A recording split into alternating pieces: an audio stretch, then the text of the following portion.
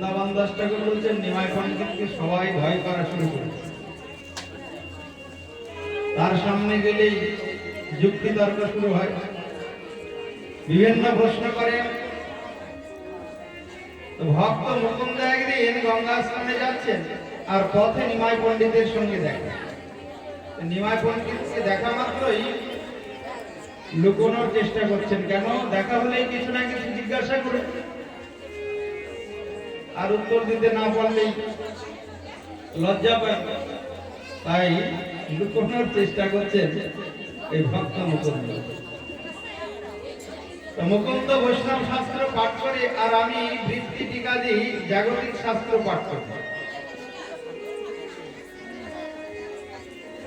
মহাপ্রভু চিন্তা করছেন দুই নম্বরে মুকুন্দ কেন লুকানোর চেষ্টা করবে না।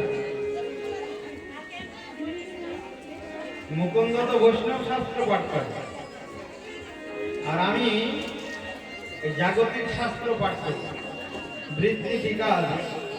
আমার সঙ্গে দেখা হলে তার বহির্মুখ সঙ্গ হবে।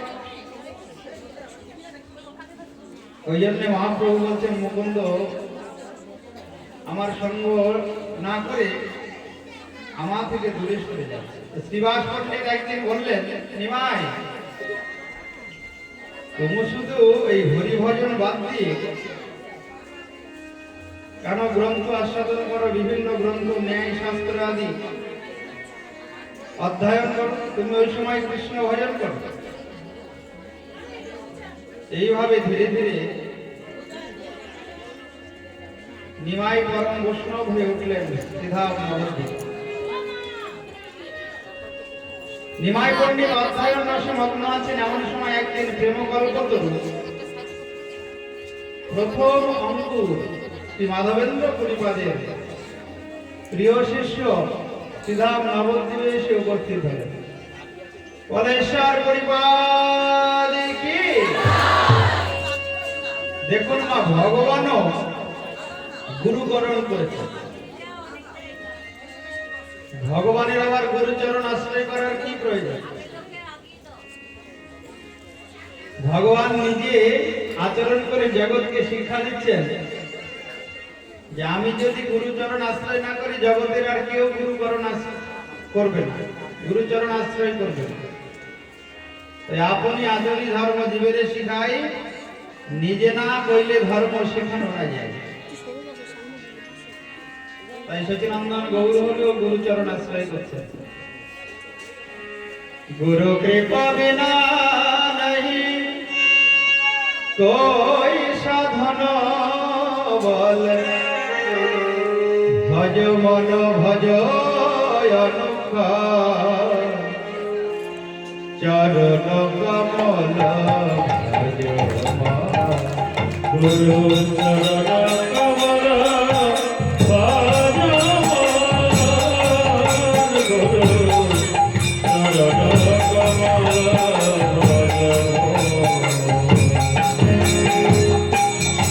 भगवान गुरुचरण आश्रय करছে।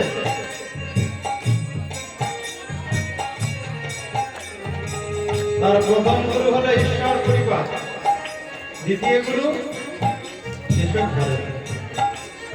ভগবান জগৎকে শিক্ষা দিলেন, মানব জন্মে যদি কেউ গুরুচরণ আশ্রয় না করে, দীক্ষা গ্রহণ না করে, তাহলে জনপিতার বিফল হয়ে যায়। যতদিন দীক্ষা না হয় ততদিন সে মানুষ হয় না, পশুই থেকে যায়। গুরু কৃপা বিনা नहीं कोई साधन बल, भज मन भज अनुका चरण कमल गुरु चरण कमल भज गुरु चरण कमल।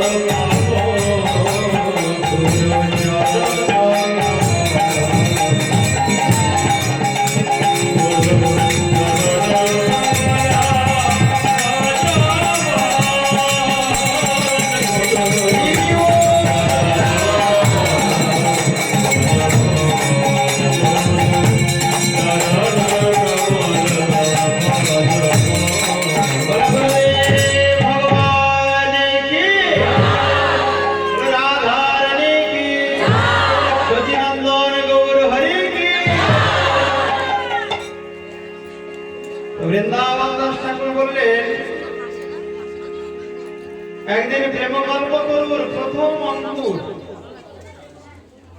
শ্রীমৎ মাধবেন্দ্র পরিপাদ তার শিষ্য ঈশ্বরপুরী নবদ্বীপে এসে উপস্থিত হয়। এই ঈশ্বরপুরীপাদের জন্মস্থান হলো হালি শহরের নিকট কুমারহট্ট বলে একটি জায়গা।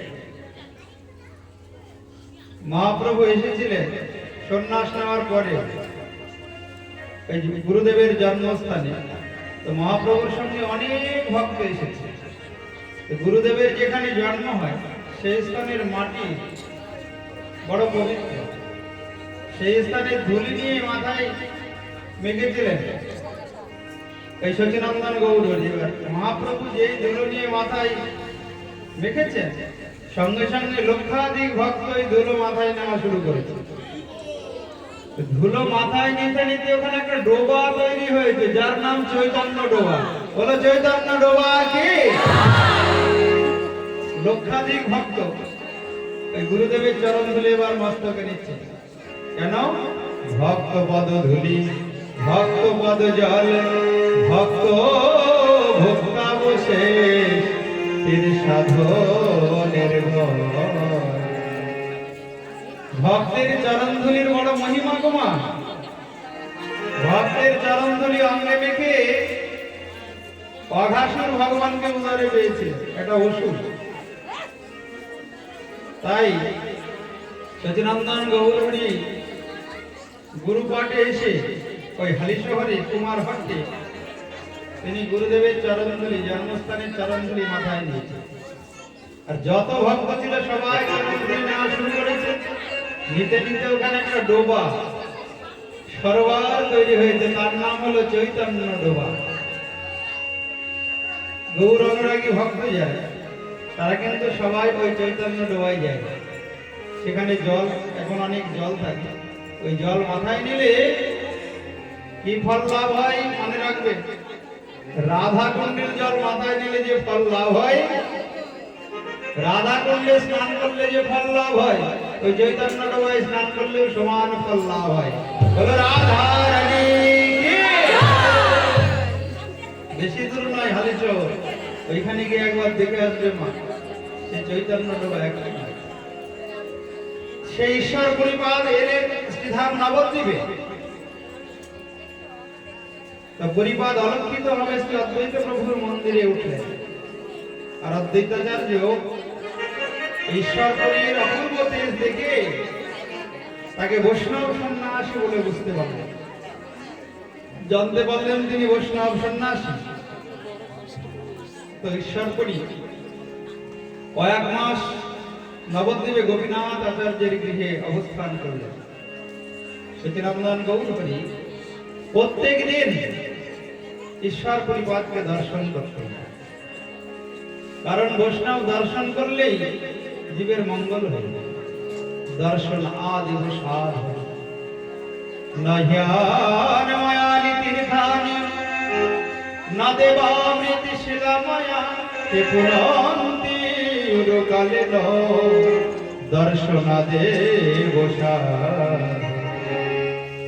ভক্ত দর্শন করলে, বৈষ্ণব দর্শন করলে মঙ্গল হয়। তাই সচিনন্দন গৌরহরি ভগবান তিনি প্রত্যেক দিন ওই ঈশ্বর পরিবাদকে দর্শন করতে যান। আর ঈশ্বর পরিবাদের সঙ্গে শাস্ত্র, বিভিন্ন শাস্ত্র গ্রন্থ নিয়ে কথা হয়। একদিন ঈশ্বর পরিপাদ নিমাই পণ্ডিতকে সংস্কৃত কৃষ্ণ লীলামৃত গ্রন্থ সংশোধন করতে বললেন। ঈশ্বরপুরীর একটি লেখা গ্রন্থ আছে যার নাম কৃষ্ণ লীলামৃত। তো মহাপ্রভু বললেন, আরে ভক্ত লিখেছে যে গ্রন্থ, সেই গ্রন্থে কখনো ভুল থাকতে পারে? আচরণশীল ভক্তের জীবনটাই গ্রন্থ। বলো রাধা রানী কি? যেমন আমাদের প্রভুপাদ, তার জীবনটাই তো একটা গ্রন্থ। উনি যদি কোনো টিকা লিখেন বা গ্রন্থ রচনা করেন, সেখানে কি কখনো ভুল থাকতে পারে? কারণ কৃষ্ণ ভক্তে কৃষ্ণের গুণ সকলই সঞ্চারী। যারা শুদ্ধ ভক্ত হয়ে যায় তাদের মধ্যে কৃষ্ণের যে অনন্ত শক্তি, তার মধ্যে কিছু শক্তি এসে উপস্থিত হয়। বলো রাধা রানী কি? তাই তারা যখন কোনো কিছু কিছু রচনা করেন সেখানে কোনো ভুল থাকতে পারে না। তাই মহাপ্রভু ঈশ্বর পরিবারকে বললেন, আপনার রচিত গ্রন্থ কৃষ্ণ লীলামৃতে কখনোই কোনো ভুল দোষ থাকতে পারে না। যে ব্যক্তি তাহাতে দোষ দর্শন করে সে অপরাধী মূর্খ। তাই ভক্তের কবিত্ব যেরূপই হোক না কেন তাতে ভগবান সন্তুষ্ট হয়। নিমাই পণ্ডিত তাতে আর কোনো প্রতিবাদ করলেন না। কেন না, পরিপাদ পুনঃ পুনঃ নিমাইকে গ্রন্থটি সংশোধন করতে বললেন। একদিন নিমাই ঈশ্বর পরিবাদের কথা শুনে চিন্তা করলেন, দেখি তো গ্রন্থটির মধ্যে কি আছে। তো একটা আত্মনেপদী ধাতু আছে, ধাতু দু রকমের হয় ব্যাকরণে, একটা এই পরস্ময়পদী আর আরেকটা হলো আত্মনেপদী ধাতু। একটু ভুল আছে, কিন্তু নিমাই পণ্ডিত তাতে কোনো দোষ ধরলেন না, প্রতিবাদ করলেন না। কিছুদিন পরে পরিপাদ ভারতের সর্বতীর্থ সমূহকে তীর্থভূত করার জন্য নবদ্বীপ হইতে অন্যত্র যাত্রা করলেন। যারা বৈষ্ণব ভক্ত তারা কিন্তু তীর্থ ভ্রমণ করে। কেন? তীর্থে গেলে কি হয়? তীর্থ পূর্ববর্তী তীর্থানি সন্তস্তেন গতাভৃত। তীর্থে গেলে ভক্ত দর্শন হয়, বৈষ্ণব দর্শন হয়, ভক্তের চরণ ধূলি লাভ হয়। মনে রাখবে মা, তীর্থ দুই প্রকার, একটা হলো জঙ্গম তীর্থ আর একটা হলো স্থাবর তীর্থ। স্থাবর তীর্থ যারা চলাফেরা করতে পারে না, যেমন গয়া, কাশী, অযোধ্যা, বৃন্দাবন, হরিদ্বার, এগুলি স্থাবর তীর্থ বলা হয়। আর এক প্রকার তীর্থ হচ্ছে জঙ্গম তীর্থ, যারা চলাফেরা করতে পারে, বৈষ্ণবগণ, সাধু মহাত্মা, তাদেরকেও তীর্থ বলা হয়। তীর্থে গেলে জীব পাপ মুক্ত হয়, দেহটা শুদ্ধ হয়। তীর্থ পাপ গ্রহণ করে, কিন্তু তীর্থের যে পাপ, সে পাপ দূর হয় কিসে? না, কোন ভক্ত বৈষ্ণব যদি তীর্থ ভ্রমণ করতে যায়। বলো রাধা রানী। গঙ্গা জলে স্নান করলে পরে দেহ পাপ মুক্ত হয়, দেহের পাপ দূর হয়ে যায়, কিন্তু গঙ্গার পাপ কে দূর করে?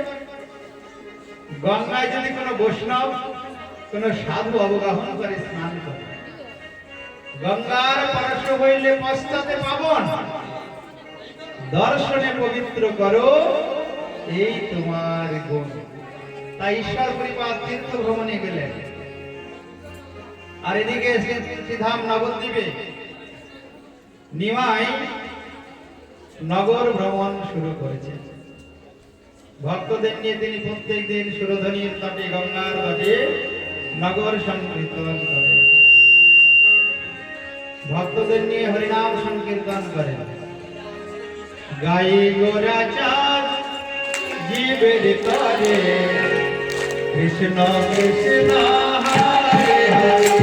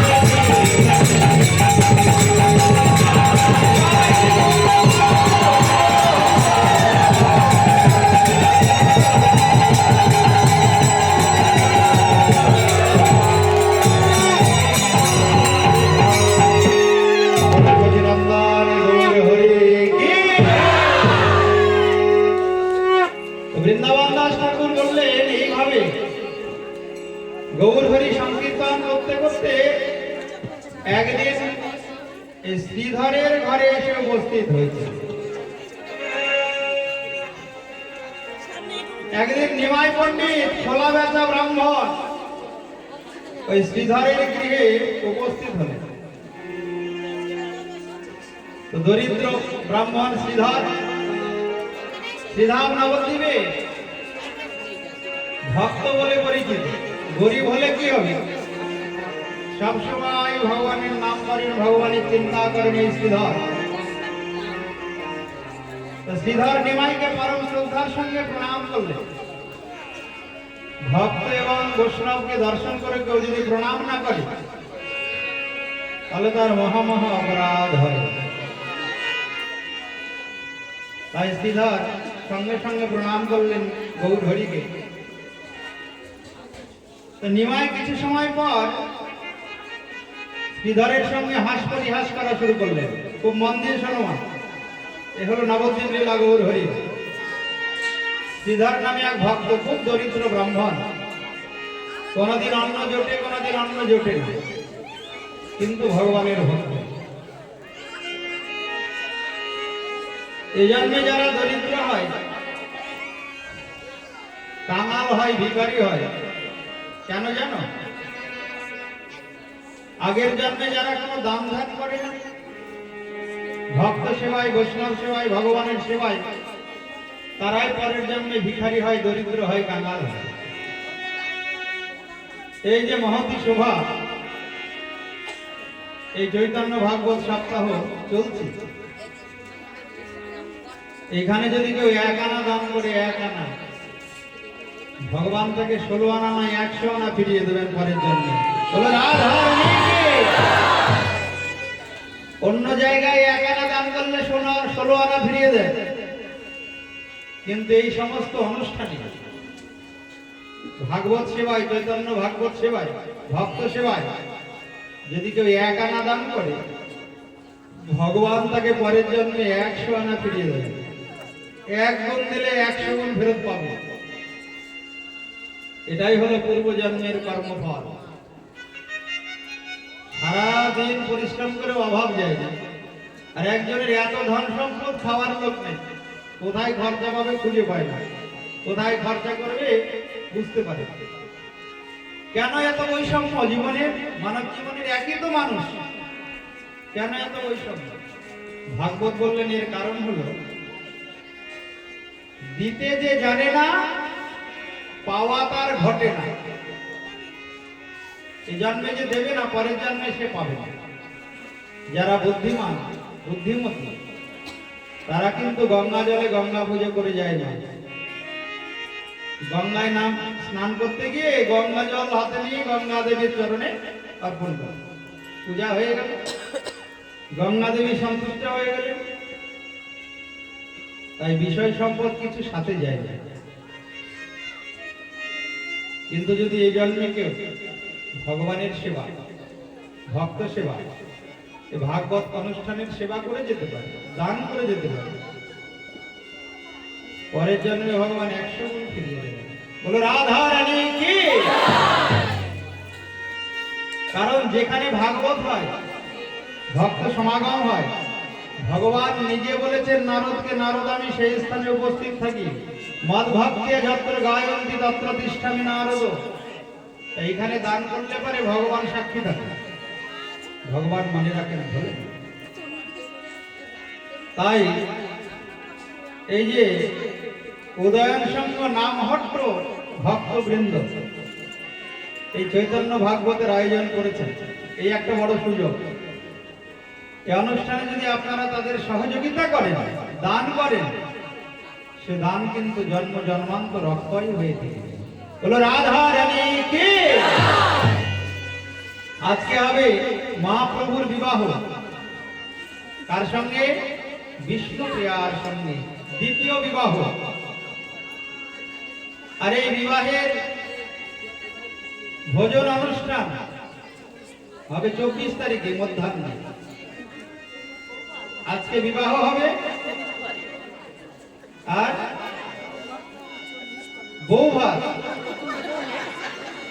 বৌভাতের অনুষ্ঠান হবে সেই 24 তারিখ মধ্যাহ্নে।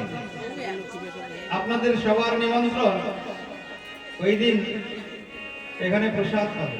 আমরা মেদিনীপুরে ভাগবত করতে যাই না বললেই নয়। ওখানে বউ ভাতেও ভাগবত পাঠ হয়। বিবাহ হলো, বউ ভাতের দিন ভাগবত পাঠ হয়। তারপরে নতুন বউ আগে বৈষ্ণবদের পাতে অন্ন দেবেন, তারপরে ওই শ্বশুরবাড়ির অন্ন গ্রহণ করবে। জন্মদিনে ভাগবত পাঠ, ভক্ত সেবা, বিবাহ বাৎসরিকে ভাগবত পাঠ, ভক্ত সেবা, বিবাহের দিন ভাগবত পাঠ, ভক্ত সেবা। এই অনুষ্ঠানগুলি মেদিনীপুরে খুব হয়। তাই ভগবানের বিবাহ, এখানে প্রসাদ সেবা হবে। সে প্রসাদ সেবার দিন হচ্ছে আগামী 24 তারিখ, শুক্রবার। শুক্রবার মধ্যাহ্নে আপনাদের নিমন্ত্রণ। আপনারা সবাই আসবেন মধ্যাহ্নে এখানে প্রসাদ পেতে। ভগবান যিনি বিশ্বম্ভর, তার বিবাহ এবং তার বৌভাত কত ভালো মন্দ হবে বুঝতে পারছেন। সবাই আসবেন ওই দিন প্রসাদ পেতে, 24 তারিখ দুপুর বেলা। তাই এই জন্মে যারা দান করতে জানে না, ভগবানের সেবায়, ভক্ত সেবায়, পরের জন্মে তাদের ওই ভিখারি কাঙ্গাল হয়ে জন্ম নিতে হবে।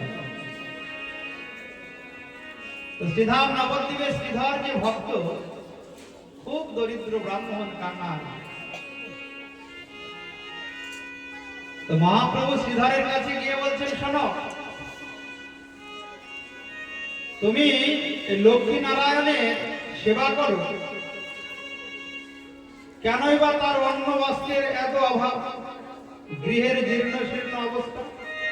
যারা ভগবানের সেবা করে তাদের অভাব থাকবে কেন? ভগবানের এক নাম তো বিশ্বম্ভর। তো তুমি লক্ষ্মী নারায়ণের সেবা করো, তোমার সংসারে এত অভাব কেন? তখন যে নিমাই ভগবান প্রচার হয়নি কিন্তু সবাই জানে, নিমাই জগন্নাথ মিশ্রের পুত্র নিমাই পণ্ডিত। তো শ্রীধরকে গিয়ে বলছে, আরে যারা ওই বিশ্বহরি চণ্ডীর পূজা করে তাদের সংসারে কত উন্নতি, আর তুমি লক্ষ্মীকান্তের সেবা করে এত গরিব কেন? ভগবান দেখুন জগৎকে শিক্ষা দিচ্ছেন। ভগবানের যদি কেউ সেবা করে না, ভগবান ধীরে ধীরে তাকে কাঙাল ভিখারি করে দেয়। এ কথা ভাগবতেই বলেছে। কারণ একটা মন দুদিকে দেওয়া যায়। বৈষয়িক ধনের প্রতি মন যদি ধাবিত হয়, কৃষ্ণ ধন এমনি দূরে সরে যাবে। আর কৃষ্ণ ধন লাভের আশায় কেউ যদি ছুটে যায়, বিষয় সম্পদ তার থেকে অনেক দূরে সরে যায়। বলো রাধা রানী কি? যস্যান গৃহ্ণামি হরিষ্য তদ্ধনম শোনায়। উদ্ধবকে ভগবান বলেছিলেন, আমি যাকে কৃপা করি তার ধন আগে হরণ করে দেব। তত ধনম তজন্তস্য স্বজন দুঃখ দুঃখিতম। তারপরে স্বজন বন্ধু বান্ধব দ্বারা তাকে দুঃখের পরে দুঃখ পীড়িত করি, যেন সবার কাছ থেকে দুঃখ পেয়ে আমার চরণে এসে বলে, প্রভু তুমি ছাড়া জগতে আমার আপন কেউ নাই। দুঃখ না পেলে জগতে সহজে কেউ ভগবানকে মনে করে না, ভগবানের চিন্তা করে না, ভগবানের নাম করে না, ভগবানকে ভালোবাসে। তাই আমি ইচ্ছা করে কখনো কখনো ভক্তকে দুঃখ দিই। তো শ্রীধরকে ভগবান পরীক্ষা করার জন্য বলছেন, শ্রীধর লক্ষ্মীকান্তের সেবা করে কেনই বা তোমার এত অন্ন বস্ত্রের অভাব, আর যারা চণ্ডী বিশ্বহরির পূজা করে কেনই বা তাদের এত সাংসারিক উন্নতি। শ্রীধরের মাধ্যমে জগৎকে শিক্ষা দিচ্ছেন ভগবান। শ্রীধর বললেন যে দেখো, রাজা রম্যপ্রসাদে বাস করে, উৎকৃষ্ট দ্রব্য ভোজন করে, কিন্তু রাজার মনে সুখ থাকে না, থাকে অনেক চিন্তা। কিন্তু পক্ষীগণ বৃক্ষের উপরে বাস করে, নানা স্থানে সযত্নে খাদ্যদ্রব্য সংগ্রহ পূর্বক দিন অতিবাহিত করে। কিন্তু তাতে কি হয়, উভয়ের সুখ ভোগের কোন তারতম্য থাকে কি? দাদা আপনি একটু একটা সাইড করুন। রাজারও দিন কেটে যায়, পক্ষীগণেরও দিন কাটে। রত্ন ঘরে থাকে রাজা, দিব্য খাই পরে, পক্ষীগণ থাকে দেখো বৃক্ষের উপরে। কাল পুনঃ সবার সমান হয়ে যায়, সবে নিজ কর্ম ভঞ্জে ঈশ্বর ইচ্ছায়। যে যেমন কর্ম করেছে নিমাই, সে তো তেমনই ফল পাবে। আমার পূর্বজন্মের যেমন কর্ম আছে তেমন আমি ফল ভোগ করব, এতে তো দুঃখের কিছু না।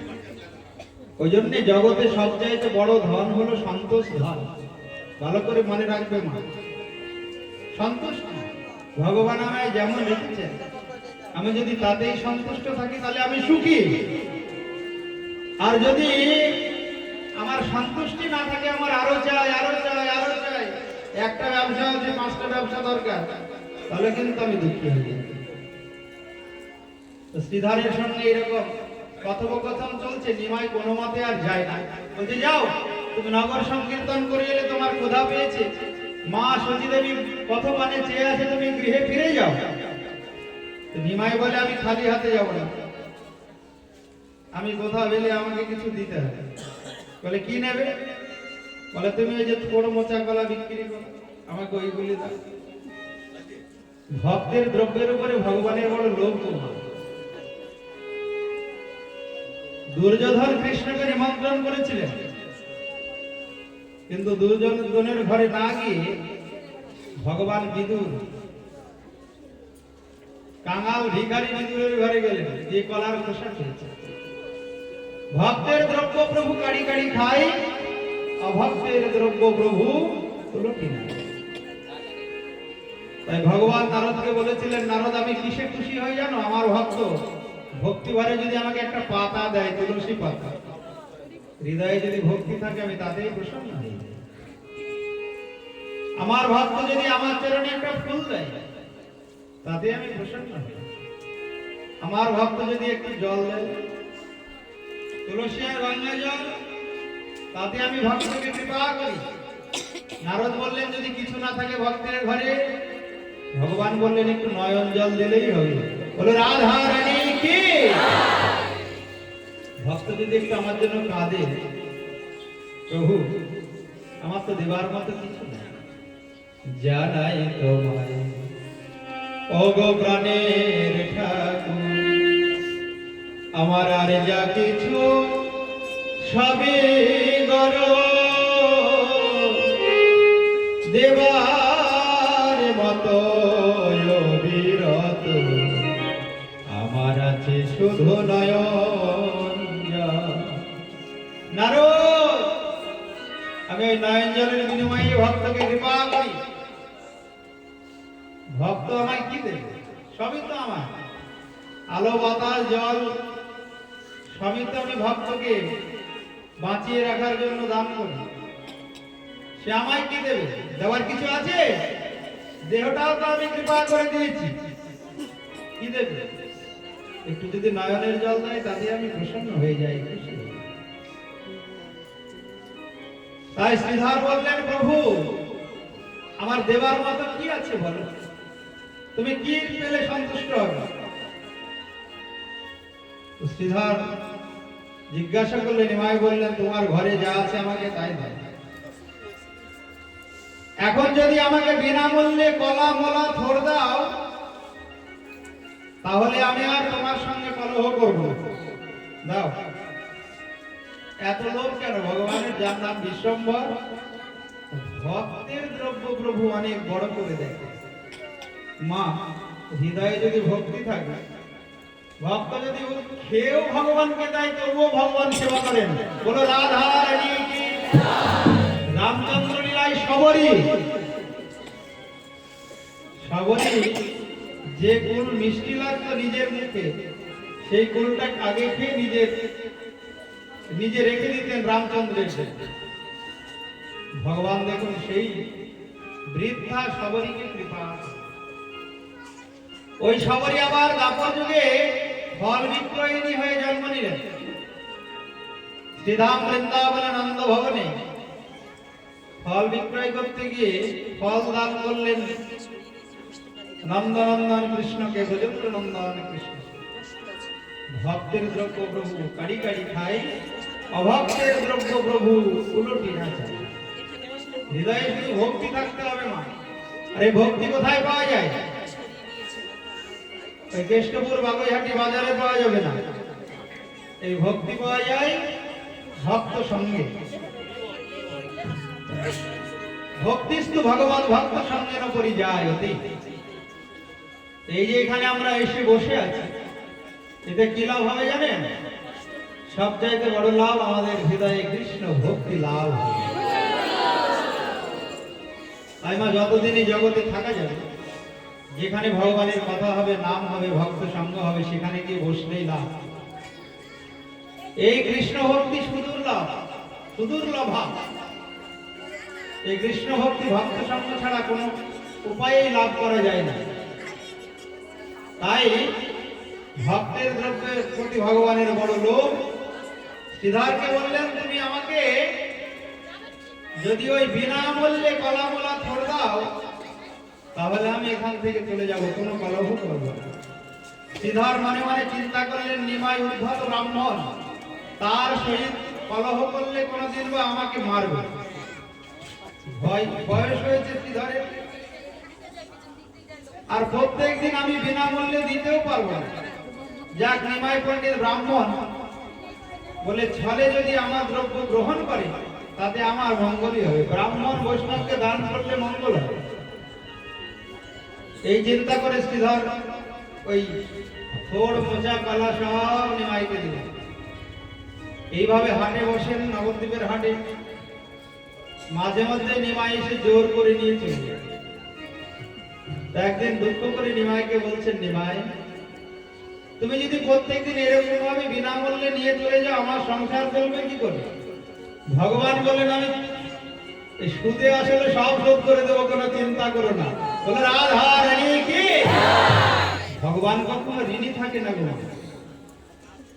ভগবান ঋণ থাকতে ভালোবাসে। একদিনও যদি কেউ তার চরণে ফুল দেয়, তুলসী দেয়, গঙ্গা জল দেয়, একদিনও যদি কেউ তার কথা শুনে, তার নাম করে, ভক্ত সঙ্গ করে, ভগবান বলেন না, আমরা ভুলে যাব, কিন্তু ভগবান সাক্ষী থাকবে। এর ফল ভগবান দেবেনই দেবেন, কোনদিন ভুলেন না ভগবান। তাই শ্রীধরকে বলছেন, আমি সব শোধ করে দেবো, কোনো চিন্তা নেই, আমি কখনো ঋণী থাকি না। মহাপ্রভু শ্রীধরের মাহাত্ম্য প্রকাশের সঙ্গে সঙ্গে নিজ তত্ত্ব প্রকাশ করলেন। মহাপ্রভু শ্রীধরের নিকটে আপনাকে গোপ বংশজ ও গঙ্গা দুর্গার ঈশ্বর বলিয়া ইঙ্গিত করলেন প্রথম নবদ্বীপে। তুমি আমার দেখো যেন ব্রাহ্মণ ছাওয়াল, আমি আপনারে বাসি যে হেন গোয়াল। চৈতন্য ভাগবতে বৃন্দাবন দাস ঠাকুর বলছেন, নিমাই পণ্ডিত তখন ওই শ্রীধরকে বলছেন, তুমি আমাকে ব্রাহ্মণ ছাওয়াল, ছাওয়াল মানে সন্তান, তুমি আমায় দেখছো ব্রাহ্মণ সন্তান, কিন্তু আমি আপনারে বাসি হেন যে গোয়াল। আমি যে জানি আমি কে, আমি সেই ব্রজেন্দ্র নন্দন কৃষ্ণ। প্রভু বলে শ্রীধরে, তোমারে কহি তত্ত্ব, আমার হইতে তোমার সব গঙ্গার বহ। আরে আমার চরণ থেকে তো গঙ্গার সৃষ্টি হয়েছে। ভগবানের চরণ কমল থেকে ভগবান এই গঙ্গা সুরধনীকে সৃষ্টি করেছে। যখন বামন অবতারে দ্বিতীয় চরণ বর্ধিত করলেন, ভোর ভুবস্ব মহাজন তপ সত্য লোকে গিয়ে উপস্থিত হলো চরণ। ব্রহ্মা কি করেছিলেন? এই কমণ্ডলুর জল দিয়ে চরণ ধৌত করেছিলেন, আর ওই চরণামৃতই হলো সুরধনী গঙ্গা। বলে গঙ্গা মহারানী কি? এইভাবে লীলা করে চলেছেন ভগবান শ্রীধাম নবদ্বীপে। তো এক সময় শ্রীবাস পণ্ডিত নিমাইকে বললেন, নিমাই, তুমি শুধু পড়াশোনা নিয়ে থাকো, তুমি কৃষ্ণ ভজন তো করো না। এই শ্রীবাস মহাপ্রভু থেকে বয়সে বড় গুরুজন। তো নিমাইকে ডেকে বলে, তুমি পড়াশোনা করো কেন সবসময়? আরে কৃষ্ণ ভজন করো, কৃষ্ণ ভজন করলে তবে তো দুর্লভ মানব জন্ম ধন্য হবে। তুমি বৃথা দিন যাপন করো, রাত্রি দিন এই পড়াশোনা করে কি লাভ? তো মহাপ্রভু বললেন যে পড়ে কেন লোক কৃষ্ণ ভক্তি জানিবারে, সে যদি নহিল তবে বিদ্যাই কি করে। সেই সে বিদ্যার ফল জানিহ নিশ্চয়, শ্রীকৃষ্ণ চরণে যদি চিত্ত বৃত্ত রয়। শুধু ওই ডাক্তার ইঞ্জিনিয়ার হলাম আর গাধা হয়ে সংসারের বোঝা বইলাম, ওই বিদ্যার কোনো মূল্য নেই। তাই সন্তানকে শুধু জাগতিক বিদ্যায় বিদ্বান করলে হবে না, পণ্ডিত করলে হবে না, তার সঙ্গে সঙ্গে একটু গীতা ভাগবত পড়াতে হবে। বলো রাধা রানী কি, এখানে গীতা পাওয়া যায়। আপনারা গীতা কিনবেন, প্রভুপাদের যথাযথ খুব সরল ভাষায় ব্যাখ্যা করেছেন। সেই গীতা নিয়ে গিয়ে প্রত্যেক দিন সন্তানকে একটা করে গীতার শ্লোক পড়াবেন, পারমার্থিক জ্ঞান লাভ হবে। তাহলে তার জন্ম ধন্য হয়ে যাবে, পিতামাতারও জন্ম ধন্য হয়ে যাবে। নাহলে এখন শুরু হয়েছে বিদেশি শিক্ষা, ইংলিশ মিডিয়াম। কেন? ইংলিশ মিডিয়ামে পড়াশোনা করবো, করে চলে যাবে বিদেশে, টাকা পয়সা ইনকাম করবে। বাবা মা মৃত্যুর সময় কোথায় থাকবে? বৃদ্ধাশ্রমে। তো লাভ কি হলো? কোনো লাভ হবে? একবার বৃদ্ধাশ্রমে আমার ভাগবত পাঠ করেছি, বৃদ্ধাশ্রমে পাঠের আয়োজন হয়েছে। তো গিয়ে চিন্তা করলাম, দেখি তো মায়েরা কেমন আছে, কত সুখে আছে। যে মায়ের কাছে যাই সেই বলে, জানো বাবা আমার ছেলে ডাক্তার, কেউ বলে মাস্টার, কেউ বলে হাই স্কুলের হেডমাস্টার, কিন্তু বাবা খোঁজ নেয়। তাই মনে মনে দুঃখ, মৃত্যুর সময় কি একটু সন্তানের বদনটা মুখটা দেখতে পাবো? কেন খোঁজ নেবে? সেই মতো তো তুমি মানুষ করনি তাকে।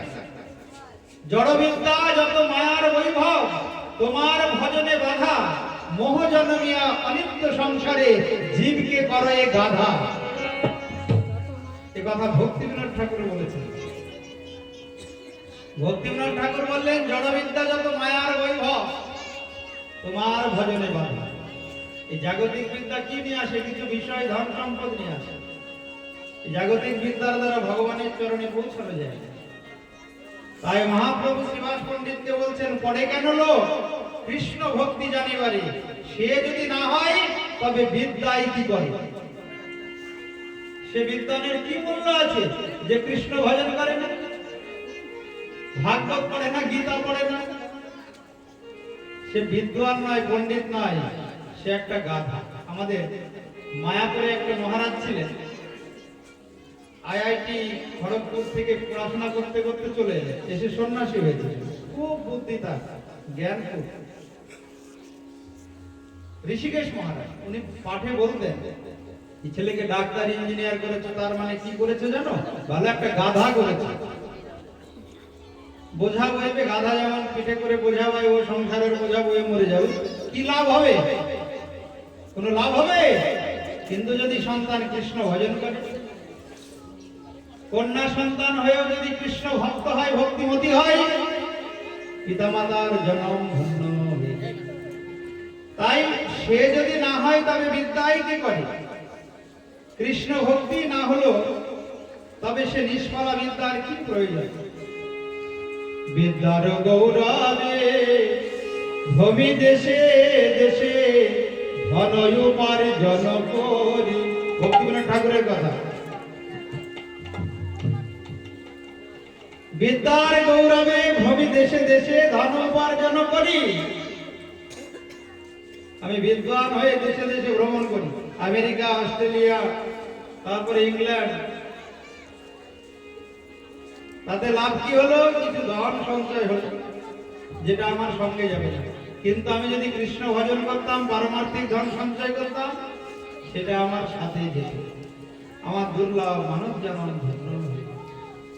বিদ্যার গৌরবে ভ্রমি দেশে দেশে ধনয় উপার্জন করি।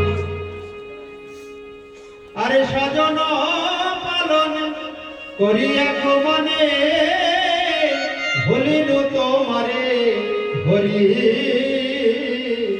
ভুলিনু তোমারে হরি। বাস গেল জন্ম বিফল হয়ে। তাই মহাপ্রভু বললেন, শ্রীবাস পড়ে কেন লোক কৃষ্ণ ভক্তি জানিবারি, সে যদি না হয় তবে বিদ্যায় কি করে। মহাপ্রভু বললেন ভক্ত হতে গেলে একটু জ্ঞানী হতে হবে, শাস্ত্র জ্ঞান থাকতে হবে, সিদ্ধান্ত জ্ঞান। শাস্ত্র জ্ঞান না থাকলে মন কৃষ্ণে ঠিকঠাক লাগবে না, কৃষ্ণের প্রতি নিষ্ঠা হবে না ঠিকঠাক। সিদ্ধান্ত জানিতে চিত্তে না করো অলস, যাহা হইতে কৃষ্ণে লাগে সুদৃঢ় মানস। এবার যারা পড়তে পারে না তারা কি করবে? তারাই ভাগবত শুনবে, মন দিয়ে ভাগবত গীতা শ্রবণ করলেই শাস্ত্রের জ্ঞান লাভ হয়ে যাবে। যখন বুঝে যাবে কৃষ্ণ একমাত্র অখিল জগতের বন্ধু, কৃষ্ণ একমাত্র আপনজন, কৃষ্ণ ভজন করার জন্য এই মানব জন্ম, তখন আর মন কৃষ্ণ চরণ ছেড়ে অন্য কোথাও যাবে না। বলো রাধা রানী কি। কিন্তু যদি না শুনে, না বসে, না পড়ে, তাহলে ভালোবাসবে কি করে? তাই শাস্ত্র গ্রন্থ মহাজনগণ রেখেছেন অধ্যয়ন করার জন্য। মহাপ্রভু এই লীলার দ্বারা ভক্ত কৃপাতেই যে কৃষ্ণ ভক্তি লাভ হয় সেই শিক্ষা দিলেন। এইবার একদিন শ্রীধাম নবদ্বীপে দিগ্বিজয়ী পণ্ডিত এসেছে, তার নাম হচ্ছে কেশব ভট্ট। এই কাশ্মীর প্রদেশে তার জন্মগ্রহণ হয়েছিল বলে, জন্মগ্রহণ করেছিলেন বলে তাকে কেশব কাশ্মীরিও বলা হয়, কিন্তু আসল নাম হচ্ছে কেশব ভট্ট। সে বিরাট পণ্ডিত, তার মনের স্বপ্ন আমি পৃথিবীর মধ্যে শ্রেষ্ঠ পণ্ডিত নামে পরিচিত হব। এবার এসেছে নবদ্বীপ, সে তৎকালীন সময়ে নবদ্বীপ পীঠস্থান, বিদ্যালয়ের একমাত্র পারমার্থিক বিদ্যার একমাত্র পীঠস্থান শ্রীধাম নবদ্বীপ। এখনকার নবদ্বীপে সেরকম অধ্যয়ন হয় না, কাশীতে হয় আর বৃন্দাবনে। এখন মহাদিগ্বিজয়ী কাশ্মীর দেশীয় পণ্ডিত সর্বদেশ জয় করে এসেছেন শ্রীধাম নবদ্বীপে। এবার নবদ্বীপে এসে খুঁজছেন কার সঙ্গে এই তর্ক যুদ্ধ করা যায়। খুঁজতে খুঁজতে শুনতে পেলেন যে এখানে নিমাই পণ্ডিত নামে এক বসু পণ্ডিত আছে, যে খুব বিদ্বান। নিমাই পণ্ডিত একদিন ওই ছাত্রগণকে নিয়ে সুরধনী গঙ্গার তটে বসে আছে, আর সেই স্থানে ওই কেশব কাশ্মীরি অর্থাৎ কেশব ভট্ট এসে উপস্থিত হয়েছে। ভগবান কাউরি দর্প রাখেন না, দর্প হারি ভগবান। ভগবান অহংকারী দর্প নিত্যকালেই হরণ করে। ভগবান ব্রহ্মার দর্প হরণ করেছিলেন ব্রহ্মমোহন লীলায়, ইন্দ্রের দর্প হরণ করেছেন, ইন্দ্রের দর্প চূর্ণ করেছেন গিরিরাজ গোবর্ধন ধারণ লীলায়, অগ্নির দর্প চূর্ণ করেছেন দাবানল ভক্ষণ লীলায়, আবার কামদেবের দর্প চূর্ণ করেছেন রাস লীলায়। বলো কৃষ্ণচন্দ্র ভগবান কি। অহংকার ভগবান সহ্য করতে পারে না গো মা, দুটো জিনিস সহ্য করে না, এক অহংকার আর নয়নের জল। কেউ যদি মনে করে আমি খুব ধনী মানি পণ্ডিত, ভগবান তার অহংকার চূর্ণ করবেন। আর কোন ভক্ত যদি নয়ন জলে বক্ষ ভাসিয়ে কাঁদে, ভগবান তাড়াতাড়ি তার নিকটে এসে দর্শন করে। এই দুটো জিনিস ভগবান সহ্য